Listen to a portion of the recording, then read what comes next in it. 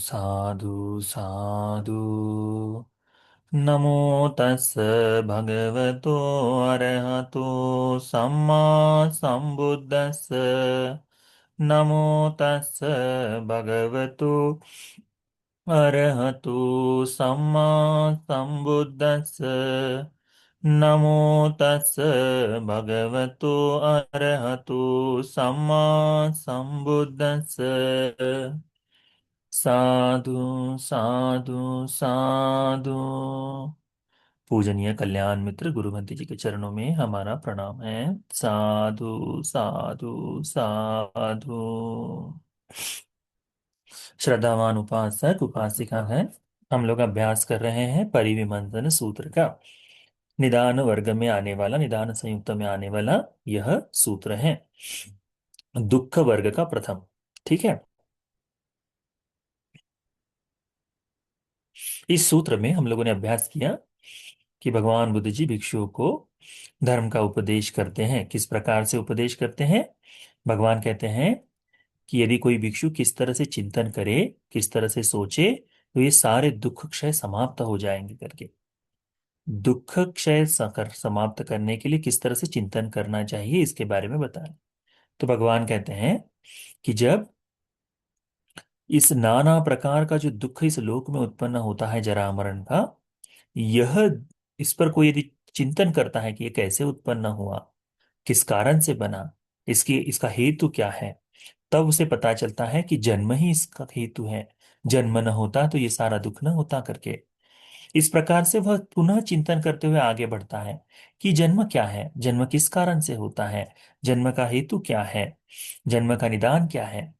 तो जब इस तरह से चिंतन करते हुए पता चलता है कि ये जन्म जो है भव के कारण होता है, तब उसे अ, यह जो है जन्म जरा मरण का ज्ञान, जरा मरण समुदय का ज्ञान, जरा मरण निरोध का ज्ञान, जरा मरण निरोध गामिनी प्रतिपदा का ज्ञान होता है।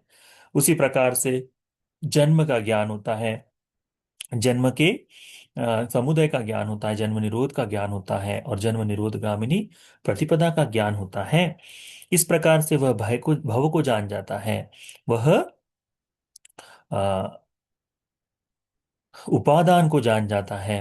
वह वेदनाओं को जानता है, तन्हा को जानता है, छह आयतनों को जानता है, स्पर्श को जानता है, नाम रूप को जानता है, विज्ञान को जानता है, संस्कार को। इस प्रकार से एक एक करते हुए इनका हेतु क्या है, इनका कारण क्या है, ये कैसे उत्पन्न होते हैं, इसके पीछे का कारण जो भव जो है वह जानता है। इसका चिंतन करते उसे पता चलता है कि हाँ, ये एक एक है। संस्कार का हेतु क्या है? अविद्या है। अविद्या के होने से ही ये सारा दुख उत्पन्न हुआ है करके उसे बोध कर लेता है। तब वह संस्कार के समुदाय को, संस्कार को जानता है, समुदाय को, निरोध को, और निरोधगामिनी धर्म मार्ग को जानता है। जैसे ही इस मार्ग पर चलना आरंभ कर लेता है, तो वह धम्मानुचारी कहलाता है, अनुधम्मचारी कहलाता है, धर्म के अनुसार आचरण करने वाला। वह दुख क्षय करने की प्रतिपदा पर, संपूर्ण संस्कार को निरुद्ध करने की प्रतिपदा पर चलने वाला है करके भगवान कहते हैं। अंतिम में भगवान अविद्या के संपूर्ण विनाश से, जिसने अविद्या को, अविद्या के साथ अविद्या जिसमें है, तो वो पुण्य का संस्कार करे, तो उसका कर्म भी, उसका विज्ञान भी पुण्य का विपाक देने वाला बनता है। पाप कर्म करे तो पाप का विपाक देने वाला बनता है, और आनंजय कर्म करे तो उसका कर्म आनंजयगत होता है। उसी प्रकार से जब किसी की अविद्या संपूर्णतः प्रहीन हो जाती है, सब कुछ समाप्त हो जाता है, विद्या उत्पन्न हो जाती है। विद्या उत्पन्न होने के बाद वह न तो पुण्य का संस्कार कर सकता है, न पाप का संस्कार करता है, न ही आनिंज का। तो भगवान कहते हैं कि इस तरह से वह केवल और केवल परिनिब्बान को प्राप्त कर लेता है। परिनिब्बान को कैसे प्राप्त करता है? जैसे इस शरीर के छूटते ही ये सारी जो वेदनाएं हैं केवल शरीर के होने तक, इस जीवन के जीते तक ही है। इसके आगे किसी भी प्रकार का कोई संस्कार बनेगा ही नहीं।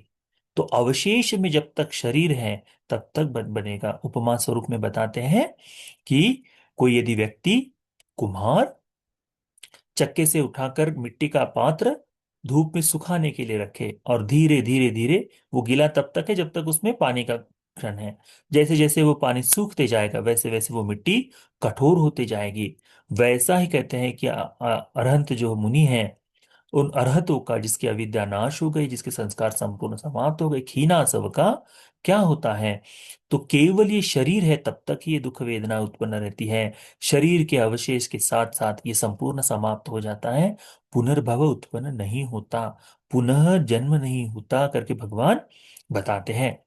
जब ये भाग भगवान भगवान बताते हैं तो भिक्षुओं से पूछते हैं, तंकिंग मन्यत भिक्खवे, भिक्षु तुम्हें क्या लगता है, अपिनको खीनासवो भिक्खु पुण्याभिसंखारं व अभिसंकरेय, अपुण्याभिसंखारं व अभिसंकरेय, आनेंजाभिसंखारं व अभिसंकरेयाति।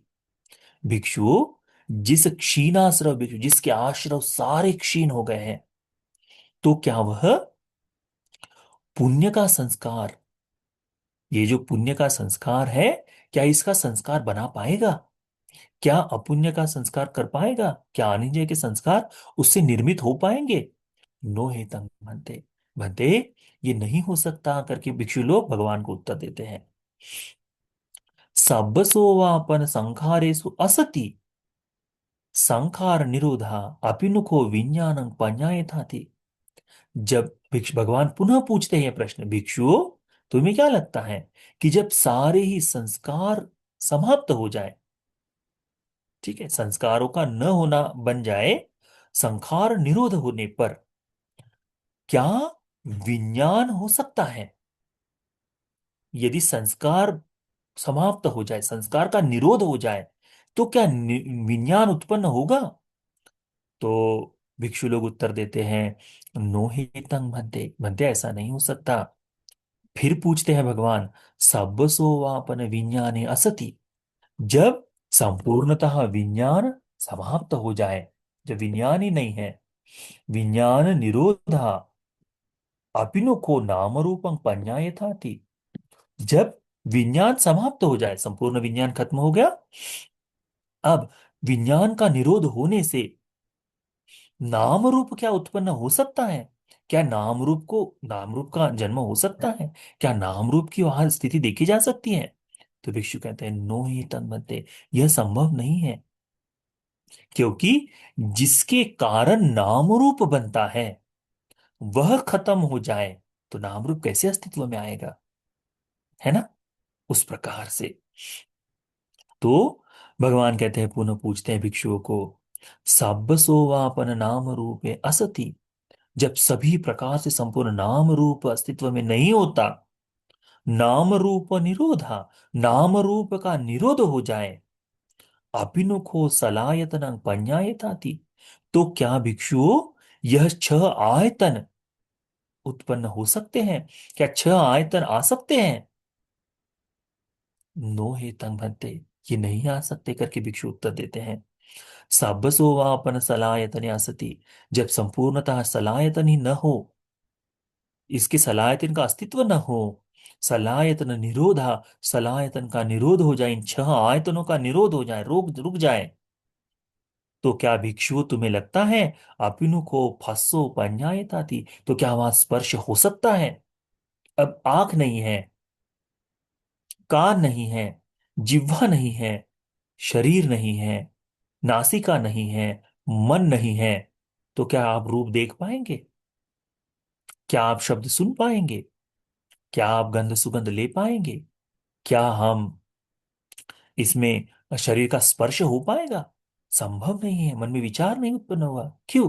क्योंकि इस छह आयतन न होने से उत्पन्न होना संभव नहीं है। भगवान इसी बात को पूछते हैं भिक्षुओं से, तो भिक्षु कहते हैं, नो हे तंग बनते, ये संभव नहीं है बनते, ये नहीं होगा बनते जी। भगवान पुनः पूछते हैं, साबसोपापन फस्य सती, जब स्पर्श उत्पन्न ना हो, जब स्पर्श ही न बने, फस निरोधा, स्पर्श का निरोध हो जाए, तो अपिनोखो वेदना अपन्याय थाती, जितनी भी वेदनाएं उत्पन्न हो रही है, ये स्पर्श के कारण उत्पन्न हो रही है। यदि स्पर्श ही नहीं होगा तो क्या वेदना उत्पन्न हो पाएगी? तो भिक्षुक कहते हैं, नो ही तंग बनते, भगवान नहीं होगा भगवान। भगवान कहते हैं, सब्बसो वापन वेदनाय असति, जब सारी प्रकार की वेदनाएं न हो, वेदना निरोधा अपिनुखो तन्ना पඤ्ඤायता थी, जब वेदना न हो तो क्या तृष्णा को बताया जा सकता है? क्या तन्हा उत्पन्न हो सकती है? क्या तन्हा का अस्तित्व हो सकता है? तो कहते हैं भिक्षु लोग, नो हे तक बनते, बनते, यह नहीं हो सकता। जब वेदना ना उत्पन्न हो तो तन्हा कैसे होगी? किसी भी चीज की तृष्णा के पीछे तन्हा, वेदना होना आवश्यक है। वेदना ही नहीं होगा तो तन्हा नहीं होगी। सुख की वेदना हो, दुख की वेदना हो, अदुख असुख की वेदना हो, इन वेदनाओं के होने से ही तन्हा उत्पन्न होती है। वेदनाओं के नहीं होने से तन्हा उत्पन्न नहीं होती। इसी बात को जब भगवान पूछते हैं तो कहते हैं नहीं हो सकती भगवान।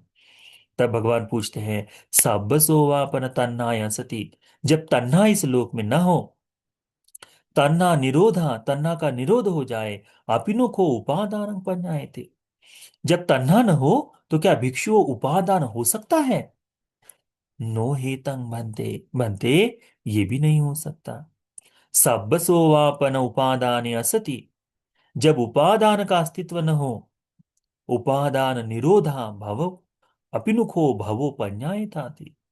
भिक्षुओं, सभी प्रकार का उपादान जब खत्म हो जाए, ये उत्पन्न होने के जो हेतु है, कि जिसे भव बनता है, जिससे भव उत्पन्न होता है, यह उपादान यदि न हो, उपादान का निरोध हो जाए, तो भिक्षुओं, तुम्हें क्या लगता है कि भव उत्पन्न हो सकता है?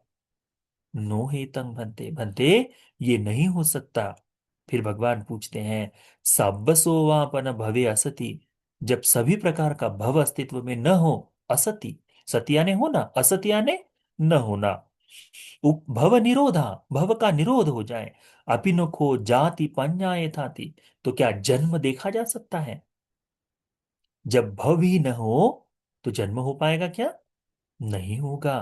तो नो हे तंग बनते करके उत्तर देते हैं भिक्षुगण।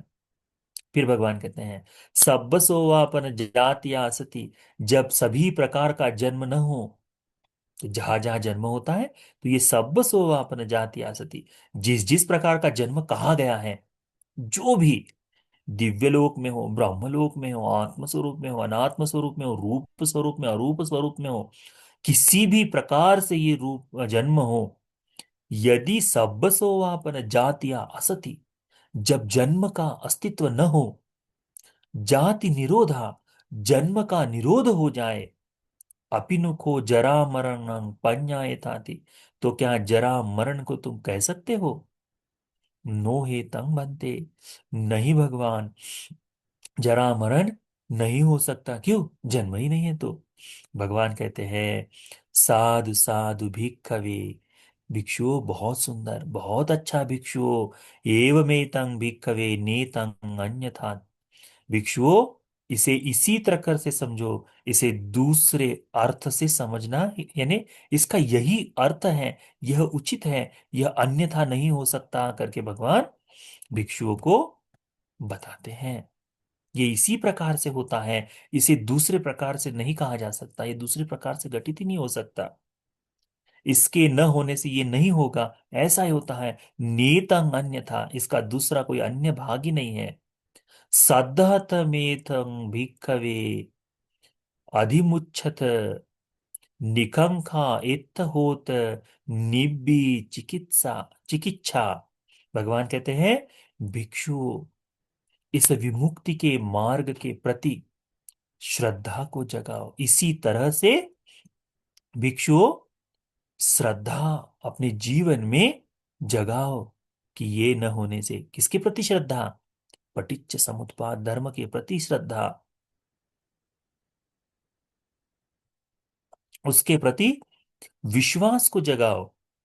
अधिमुच्छत, विश्वास को जगाओ। निकंखा इत्थ होत, उसके प्रति यानी किसी भी तरह का डाउट जिसे कहते हैं हम, शंका, शंका रहित हो जाओ। निब्बि चिकित्सा, ये जो चिकित्सा करने का जो है ना भाव, कि कुरेद कुरेद को जो है, तो बिल्कुल निशंका होते हुए, शंका रहित हो जाओ करके भगवान कहते हैं। उसके बाद भगवान कहते हैं, एसेवन तो दुख साथी, इसी प्रकार से यह दुख का अंत है करके भगवान कहते हैं। इसी को कहते हैं निर्वाण। यही निर्वाण है, जहां इस प्रकार से सीखते हुए इस प्रतीत समुत्पाद के प्रति भगवान कहते हैं भिक्षुओं, ये प्रतीत समुत्पाद, ये जन्म आदि का संपूर्ण भाव इसी तरह से होता है। दूसरा कोई भी अन्य मार्ग नहीं है। अन्य मार्ग से कोई जन्म कहे तो नहीं हो सकता। यही हेतु है। हेतु के प्रत्यय, हेतु प्रत्यय से कार्य कारण भाव के बगैर, इस प्रतीत समुत्पाद के बगैर, इसी के इसके अलावा किसी प्रकार का जन्म आदि दुख आदि नहीं हो सकता। यही एकमेव मार्ग है करके भगवान कहते हैं, यही एकमेव तरीका है। इसे जो समझ ले, यदि इसको मुक्ति को समझ ले, तो वह जान जाता है। तो कैसे करना है? तो इस मार्ग के प्रति सद्हथ श्रद्धावान बनना है। इस प्रतीत समुत्पाद के प्रति श्रद्धा होनी चाहिए। इस बात को यदि कोई जान जाए, इस बात को कोई समझ जाए, तो वो क्या करेगा? इसके प्रति विश्वास को जगाएगा, श्रद्धा को जगाएगा, विश्वास को जगाएगा कि हाँ, मुझे इस धर्म को सीख कर मुझे इस धर्म के अनुसार चलना है करके जानेगा। तो वह निकंखा विश्वास को जगा लिया। अब उसके मन में जो डाउट्स आ रहे हैं, उसके मन में जो शंकाएं उत्पन्न हो रही, कुशंकाएं उत्पन्न हो रही, अरे ये कैसे, ये कैसे, ये कैसे, तो प्रतीत समुत्पाद का चिंतन चिंतन करते करते करते उन सारी शंकाओं का शमन कर देना है। ये शंकाओं का शमन होते ही जब वास्तव में हमें बोध हो जाएगा, भगवान क्या कहते हैं, ये सवंतो दुख सा, यही दुख का अंत है। इसको दुख का अंत यानी निवन निर्वाण, यही निर्वाण है, दुख का अंत यही है करके भगवान कहते हैं। तो परिवमंसन सूत्र इस प्रकार से भगवान हमको उपदेशित करते हैं। किसका चिंतन करने से, किसका मनन करने से भिक्षु, कोई व्यक्ति, कोई उपासक उपासिका, भिक्खु भिक्षुनी, कैसे कोई आर्य श्रावक चिंतन करे तो सभी दुखों का क्षय हो जाए, सभी दुखों का अंत हो जाए। इसके बारे में इस सूत्र में बहुत ही सुंदर तरह से भगवान ने हमें उपदेश दिया है। तो इस सूत्र का अभ्यास करो। चारों ही भाग जो है, प्रथम भाग से चारों भाग, इसको अच्छी प्रकार से सुनो, अच्छी प्रकार से चिंतन करो। धर्म की साधना करते समय साधना में इसका भाव अभ्यास में लेकर आओ, और देखो कि धीरे धीरे धीरे धीरे इस प्रतीत समुत्पाद के प्रति तुम्हारी श्रद्धा बढ़ते जा रही है, अगाढ़ होते जा रही है, तुम्हारा विश्वास बढ़ते जा रहा है, तुम्हारी शंकाएं खत्म होते जा रही हैं।